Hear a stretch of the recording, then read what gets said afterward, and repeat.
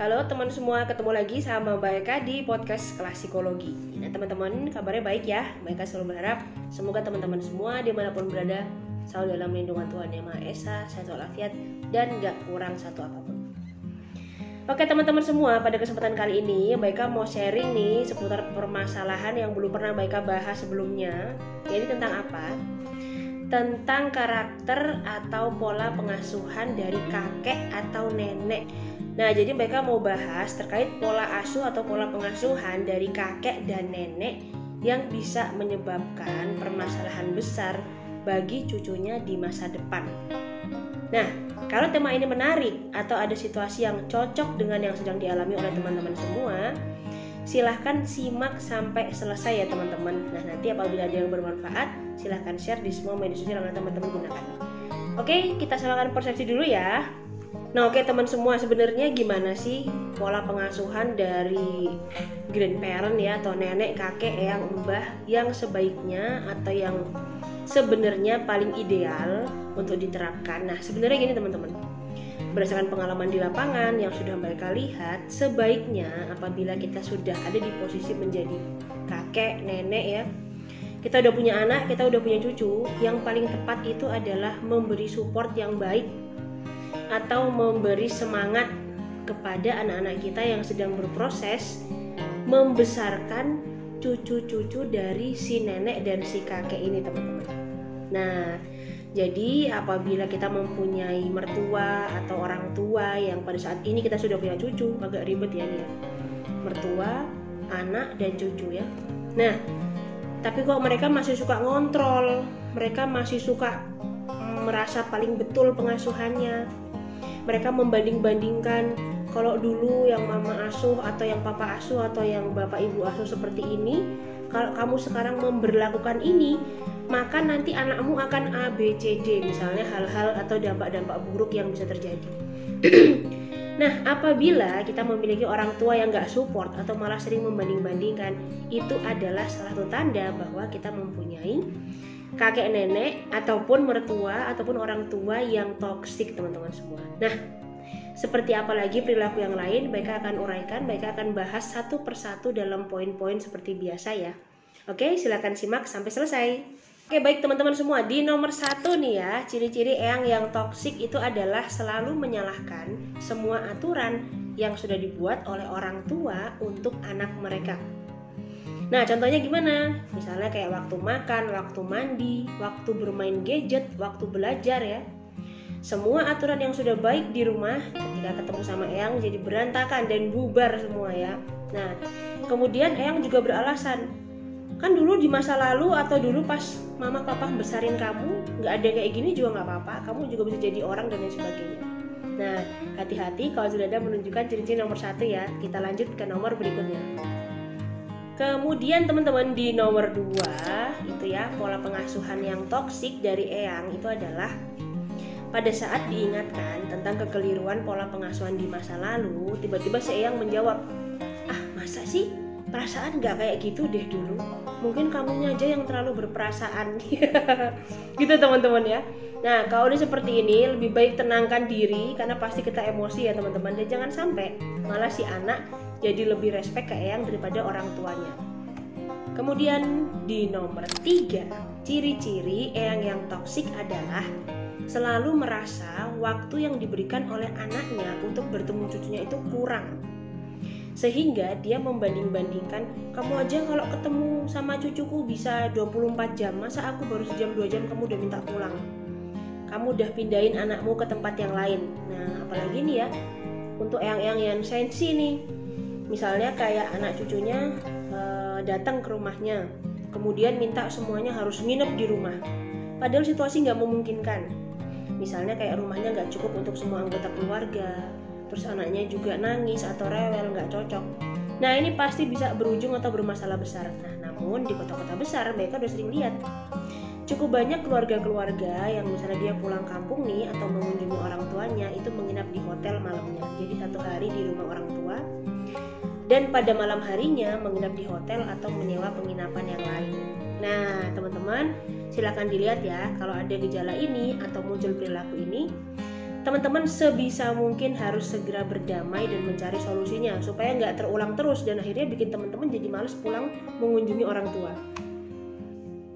Lalu teman-teman, di nomor 4, ciri-ciri eyang yang toksik adalah memanipulasi keadaan atau seolah-olah menjadi korban dari situasi yang sebenarnya dia mau. Contohnya apa ya? Misalnya nih, ketemu sama tetangganya atau ketemu sama anggota keluarga yang lain. Wah iya, ini kalau nggak ada eyang, yang ngerawat cucu siapa? Kan tahu sendiri orang tuanya teledor, orang tuanya juga nggak bisa ngurus dengan baik. Nanti malah cucu-cucu jadi brutal. Atau, ya nggak apa-apa lah, meskipun eyang capek, meskipun eyang harusnya udah istirahat, tapi tetap eyang urus supaya anak ini bisa terurus. Nah, hati-hati teman-teman ya, karena apa? Dampak dari yang dilakukan eyang-eyang yang seperti ini itu nanti di masa depan si anak atau cucu dari eyang itu bisa membenci orang tuanya. Karena apa? Termindset atau terpola di kepalanya bahwa orang tuanya mengabaikan dengan menitipkan mereka ke ke eyang mereka.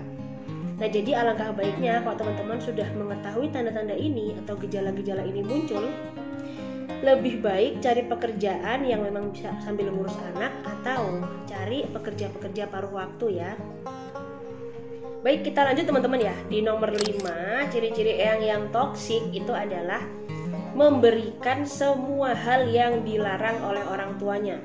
Jadi, buat mencari perhatian cucu nih, mainan apapun dibeliin ya. Misalnya mau ke supermarket atau mau ke toko serba atau malah ayo ke rumah eyang yuk. Nanti eyang beliin mainan. Nanti eyang A, B, C, D. Kamu mau makan apa? Nggak suka makan sayur? Nggak apa-apa. Kamu nggak mau makan nasi? Nggak apa-apa. Atau kamu nggak mau makan? Nggak apa-apa. Yang penting kamu sehat. Nah udah. Kalau sudah seperti itu, jelas anak-anak akan melihat orang tuanya sebagai rival atau musuh. Lebih enak tinggal sama eyang daripada sama mama papa dan lain sebagainya. Padahal anak-anak belum sadar bahwa hal seperti ini atau pola asuh permisif yang ditawarkan si eyang ini bisa berdampak buruk untuk masa depan mereka. Jadi apa? Di masa depan mereka akan jadi anak yang nggak berdaya atau tidak punya inisiatif, nggak mau berjuang untuk mendapatkan apa yang mereka inginkan. Lanjut teman-teman, di nomor 6, ciri-ciri eyang atau orang tua atau mertua yang toksik itu adalah memanipulasi perilaku seolah-olah supaya bikin kita merasa bersalah atau melakukan gaslighting ya. Kamu tinggal punya satu orang tua tapi kamu pelit, ngantar cucu aja nggak mau. Itu yang kedua. Masa selama ini mama papa udah berkorban, kamu nggak mau sedikit pun memberi kelonggaran untuk ngasih cucu-cucu biar main ke sini? Atau malah kamu nggak mikirin orang tua yang tiap hari harus ke rumahmu bolak-balik dan lain sebagainya dengan tujuan tadi si anak atau si cucu biar tinggal sama orang tua ya. Nah, dan masih banyak lagi kata-kata yang lain yang seolah-olah bikin kita jadi iya ya, kalau bukan orang tua kita yang harus kita utamain, terus siapa lagi? Orang cuman anak juga kok yang dipinjem atau anak juga yang dititip, nggak apa-apa lah. Nah, padahal saat kita nggak tegas sebagai orang tua, bisa jadi ini adalah awal dari munculnya masalah-masalah yang lain di masa depan teman-teman. Baik, selanjutnya di nomor 7 atau yang terakhir, ciri-ciri eyang yang toksik itu adalah senang sekali mengkritik cucu atau ingin mengutarakan hal-hal yang dianggap positif namun dengan kata-kata yang menyakitkan atau kata-kata yang negatif. Nah, ini sering terjadi ya, terutama untuk orang-orang masih zaman old dengan pemikiran kuno ya. Banyak juga sih orang-orang zaman old yang pemikirannya udah modern. Nah, modern maksud mereka tuh gimana? Bukan kayak yang mewah-mewah, hedon-hedon gitu ya, tapi sudah bisa melihat kebutuhan cucunya ini apa. Nah, dari situ dia kembangkan. Nah, jadi perilakunya seperti apa nih? Misalnya kayak, kamu tuh tiap hari hidupmu tuh cuman ngerokok aja. Kamu mau jadi apa nanti ke depan? Rusak itu paru-parumu nanti. Kamu udah gak punya masa depan, paru-parumu rusak, nyusahin keluarga. Itu ada teman-teman. Atau yang lain, tiap hari kerjaannya cuma mau disuruh. Anak perempuan nyapu nggak bisa, masak nggak bisa, ini nggak bisa, itu nggak bisa, semuanya nggak bisa. Akhirnya yang tertanam di otak si anak itu adalah ketidakbisaan dan ketidakmampuan. Maka jangan heran anak-anak yang selalu dimarahin, selalu dikata-katain mereka tidak mampu, mereka tidak bisa, mereka benar-benar jadi tidak bisa melakukan apa-apa. Nah, oke teman semua, terima kasih banyak untuk yang sudah nyimak podcast ini sampai selesai. Semoga bermanfaat teman-teman ya. Nah, bukan berarti Mbak Eka mendiskriminasi eyang-eyang di luar sana, atau bukan berarti Mbak Eka melarang semua orang tua untuk menitipkan atau bermain atau berkunjung ke rumah eyang mereka. Nah, tapi yang Mbak Eka harapkan, kalau gejala-gejala ini sudah muncul nih, perilaku-perilaku ini sudah muncul, alangkah baiknya sebagai orang tua yang memiliki hak penuh atas anak atau atas cucunya si eyang, teman-teman bertindak ya. Maksudnya apa? Menyamakan persepsi, menyamakan pola asuh. Bicara baik-baik dan jangan tidak berani karena merasa wah nanti tersinggung, wah nanti ini. Karena apa? Yang akan repot di masa depan ya teman-teman sendiri, bukan lagi si eyang. Bahkan kalau teman-teman nggak ngomong dari sekarang, bisa jadi eyang malah menyalahkannya, ini semua gara-gara kamu, ini kesalahanmu, orang tinggalnya sama kamu dan sebagainya. Nah, ini lebih susah teman-teman. Oke teman-teman ya, sampai ketemu pada konten yang lain. Mereka titip salam untuk orang-orang tercinta di sekitar teman-teman semua.